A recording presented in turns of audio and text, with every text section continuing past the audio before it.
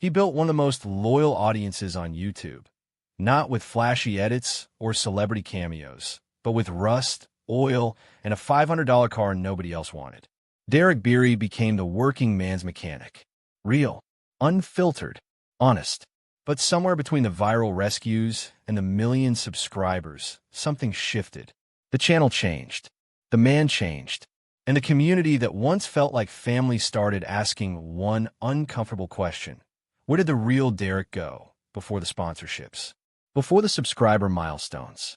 Before any of it, there was a man in a field in Minnesota, squatting next to a car that hadn't moved in 15 years, talking to it like it might talk back.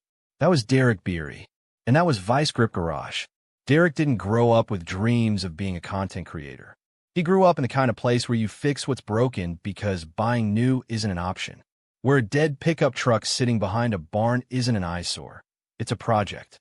Where mechanical knowledge gets passed down at kitchen tables and in cold garages, man to boy, generation to generation. That world shaped everything about who Derek became. When he started posting videos online, he wasn't following a formula. There was no formula. The camera he used was the kind most creators would have been embarrassed to admit they owned. The audio cut in and out. There was no intro sequence, no background music, no scripted lines. Just Derek, hat on, hands dirty, narrating his way through whatever problem he was staring at in real time. And here's what made it strange. People couldn't stop watching.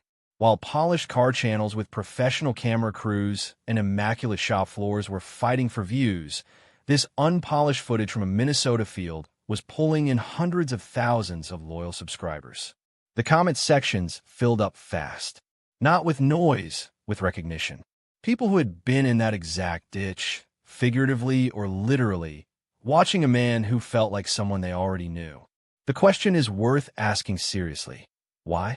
What was it exactly that made people stay? The easy answer is authenticity. But that word gets used so loosely it's lost its weight.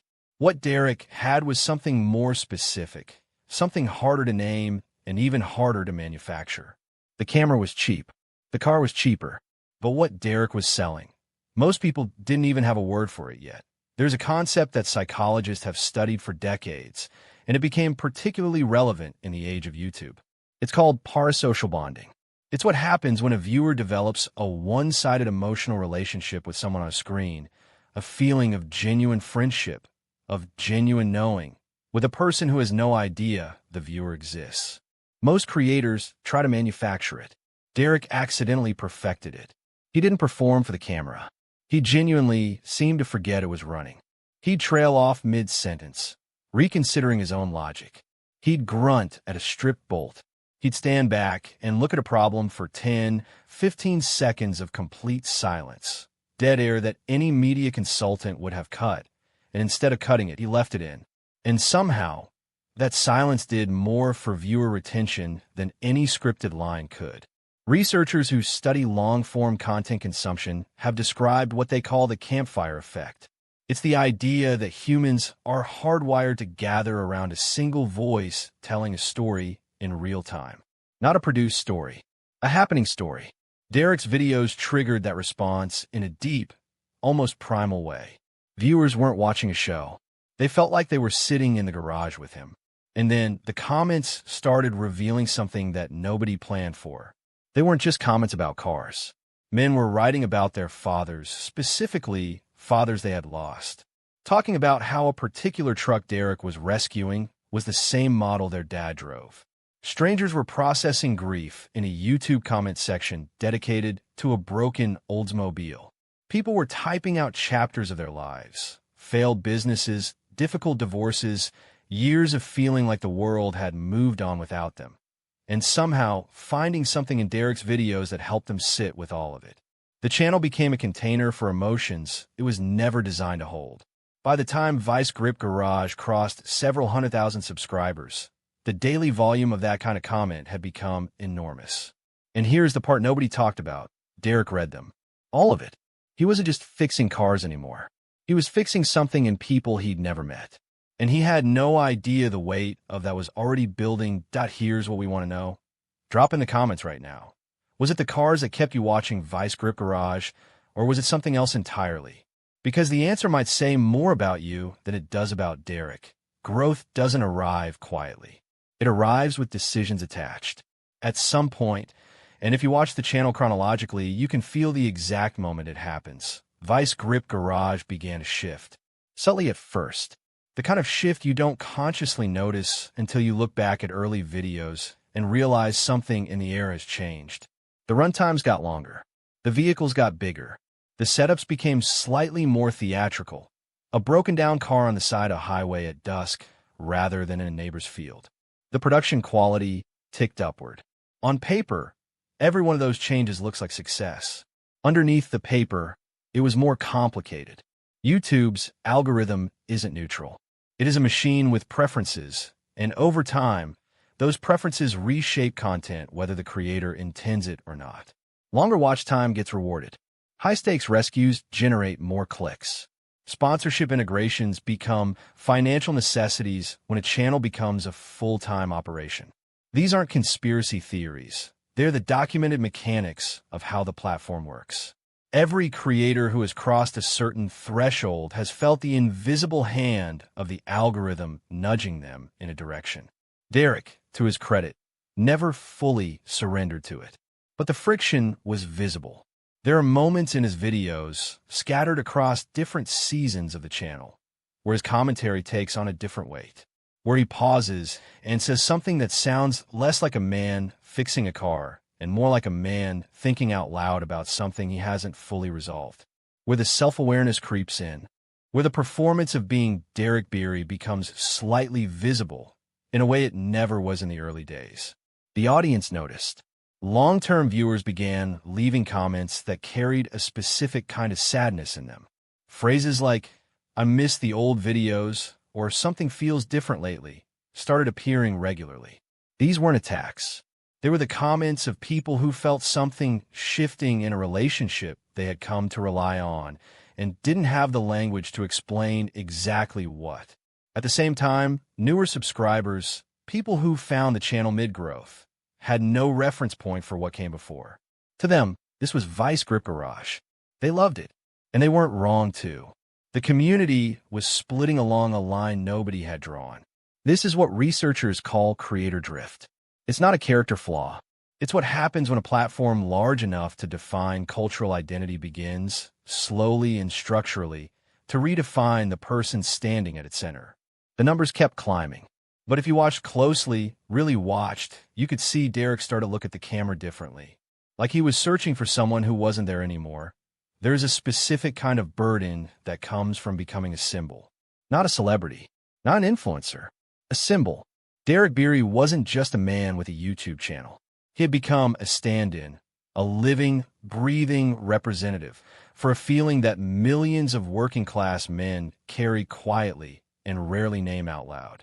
Pride in practical skill, contempt for disposability, the belief that something broken is worth saving, that patience and knowledge and stubbornness still mean something in a world that has mostly moved past all three.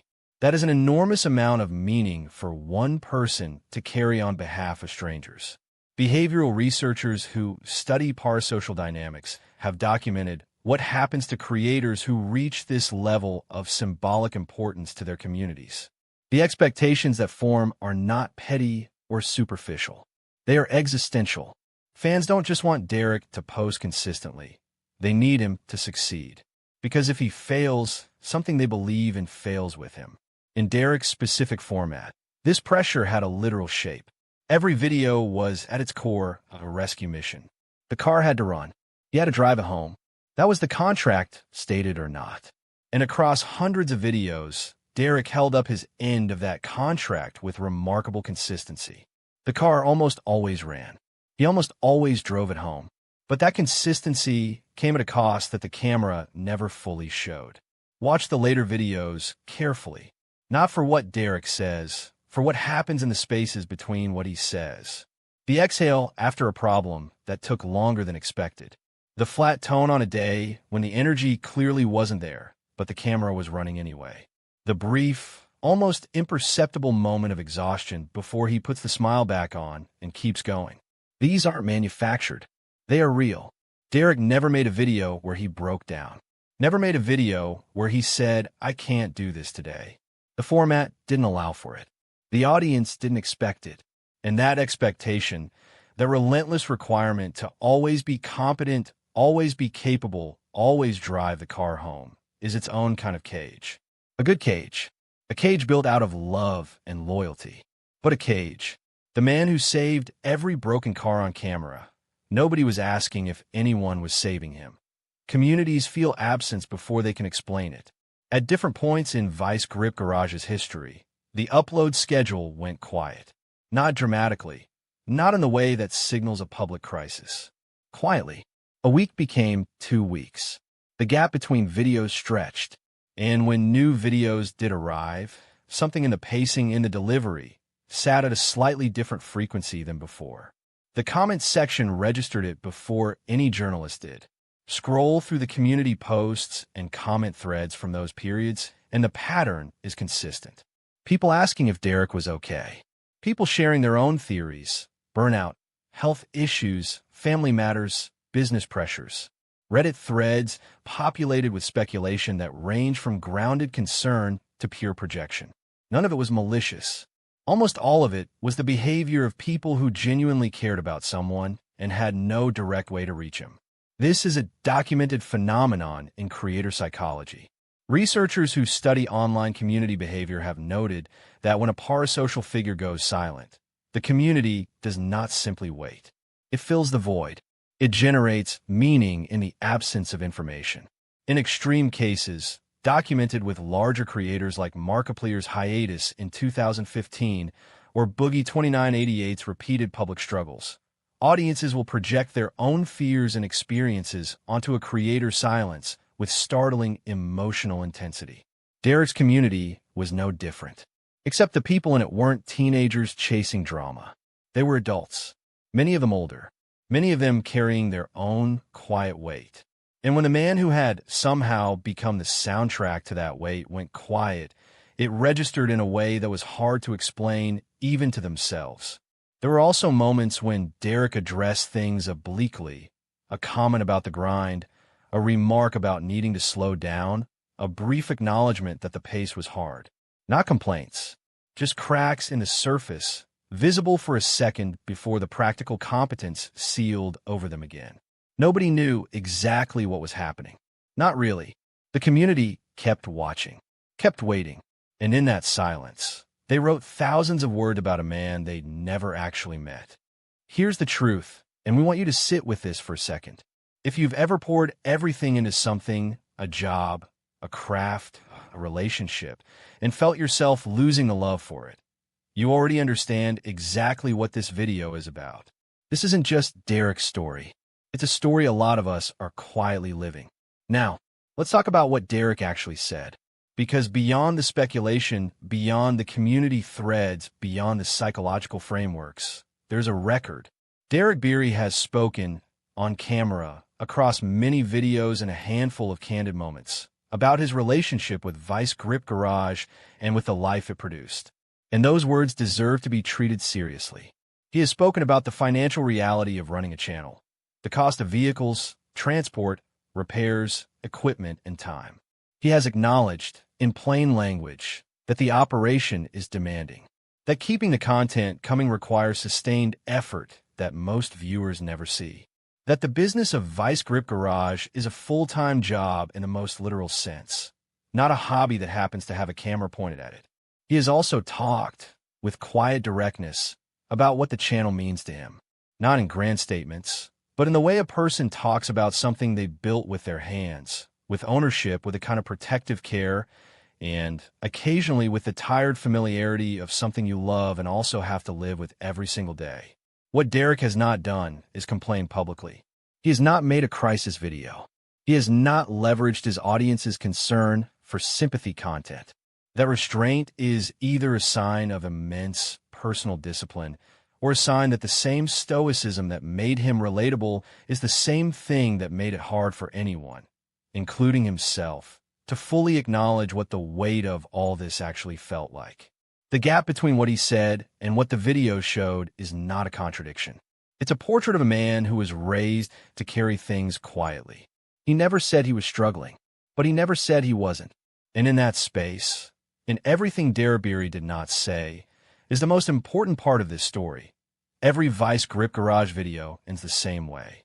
The car runs. Derek drives it home. Sometimes barely. Sometimes with smoke coming from somewhere it shouldn't. Sometimes with a transmission that sounds like gravel in a blender. But it runs, and he drives it. That was always the point. What Vice Grip Garage gave its audience was never really about mechanical instruction. There are better tutorials on YouTube. There are more technically precise channels. What Derek gave people was something that most content cannot give: permission. Permission to try something you might fail at. Permission to care about something the rest of the world has written off. Permission to believe that the thing sitting broken in the field, the thing everyone else drove past, is worth the hours it takes to bring it back. That message carried further than any algorithm could have planned. As of right now, Vice Grip Garage still exists. Biekri is still making videos. The channel is still growing. The community is still there, older, a little more weathered, a little more complicated, but present. Whatever changes came, whatever pressure accumulated, whatever private weight the camera never fully captured, he is still in the field, still talking to broken machines, still driving them home. That is not a small thing. For a man carrying what he carries, that is everything. This story doesn't have a clean ending because it isn't over. Biekri is not a finished chapter. He's a man in the middle of one. And if his track record means anything at all, he'll keep going. Not because the road is easy, because he doesn't know how to leave something broken. He always tries to drive the car home. Whatever road comes next, you get the sense that Biekri will drive it the same way he always has, on his own terms, even if the engine argues every mile.